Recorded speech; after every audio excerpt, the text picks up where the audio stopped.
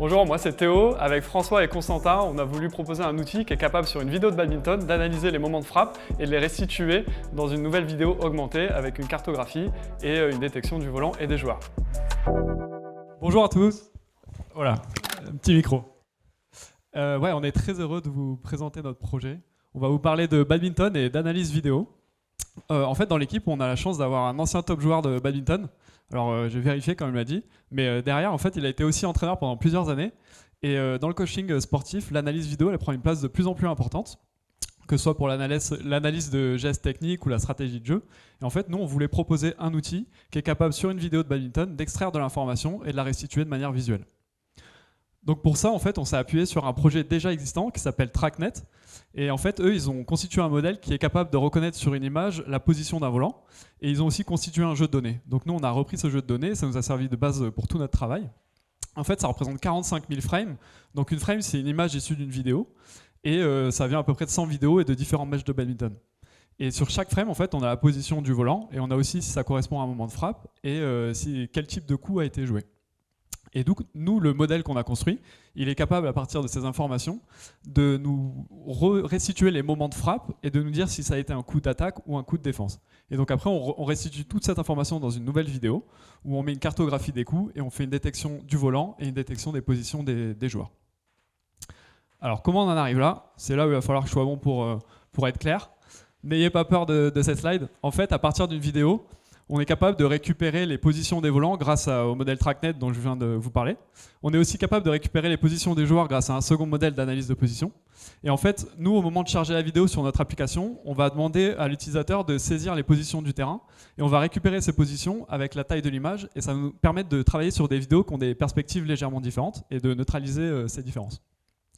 Donc là, on se retrouve avec plein de données et ces données, on va juste les réorganiser en séquence pour que ce soit une suite d'informations qu'on va passer dans deux modèles faits maison pour le coup. Donc c'est les deux tâches entre guillemets colorées au milieu.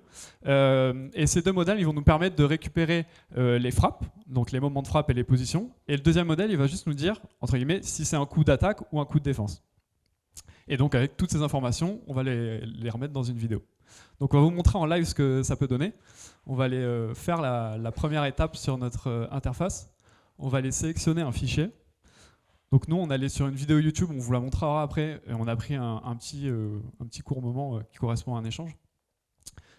Et donc là, on va saisir les positions sur le terrain. Donc vous reconnaissez un terrain de badminton. On saisit les quatre coins. Et on va saisir les deux côtés du filet. Et donc là, on va lancer le traitement. Ça peut prendre 2 petites minutes. Donc on va revenir sur la présentation et on reviendra voir le résultat. On a essayé de négocier avec Google pour avoir plus de puissance, mais ils n'ont pas voulu. Et juste pour vous montrer sur quoi on a vraiment travaillé, en fait, c'est que dans une vidéo, pour chacune des images, on va récupérer environ 25 informations. Donc sur chacune des images, on va récupérer la position du volant, s'il est frappé, s'il est visible, la position des joueurs et les positions du terrain. Donc tout ça, c'est bien, mais en fait, ça correspond à un instant T, c'est arrêté, et on peut pas en tirer grand-chose. Donc c'est pour ça que ces frames, on va les réorganiser en séquence pour recréer une suite d'informations.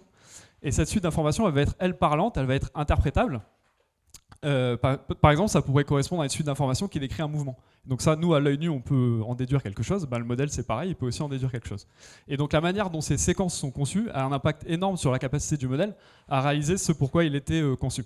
Et donc en fait, pour nos deux modèles, celui de frappe et celui de détection de la classe de coup, on a organisé nos séquences différemment.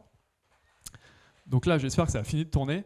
Alors, on va d'abord vous montrer l'original. Donc c'était une vidéo qu'on n'avait jamais vue. C'est juste qu'en fait, on sait que ça a une perspective qu'on est capable d'analyser. Donc c'est un championnat junior en Écosse, donc vraiment jamais vu. C'est Rachel contre Rachel. Et c'est assez intéressant parce que c'est assez rapide, mais il y a quand même une dizaine de coups et assez variés. Donc là, petite faute, perdue. Et donc ça, c'est cette vidéo-là qu'on a chargée dans notre modèle. Et on va aller voir si ça a fini de tourner. On va pouvoir télécharger. Et non, ça n'a pas fini de tourner. Et donc là, c'est le moment délicat. Est-ce qu'on peut checker Non, on ne peut pas checker. Bon, en gros, c'est en train de tourner. Et voilà. Ouais, vous voulez voir l'échange suivant entre Rachel et Rachel? Bien vu.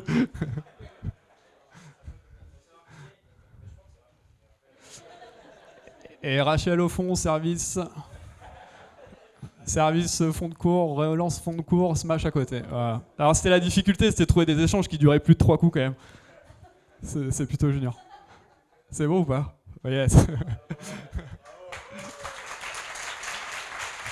Donc là, on va télécharger le résultat. Et là, il y a un petit wait time aussi. Non, ça va. Donc là, ce que vous allez voir, en fait, c'est la nouvelle vidéo. Vous allez reconnaître la vidéo originale sur la gauche. Et vous allez voir, on a mis une vue du terrain synthétique sur la droite. Donc en haut, vous verrez les coups apparaître qui sont frappés par la joueuse du haut. Et en bas, la joueuse du bas. La petite ligne noire, c'est le filet. Et donc vous verrez aussi un point jaune, c'est la détection du volant. Donc ouais, c'est en gros ralenti.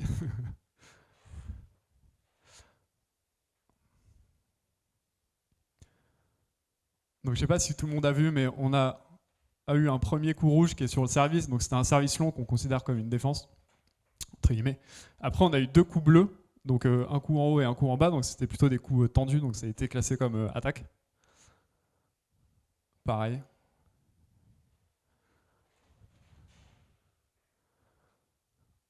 Des 2 coups longs.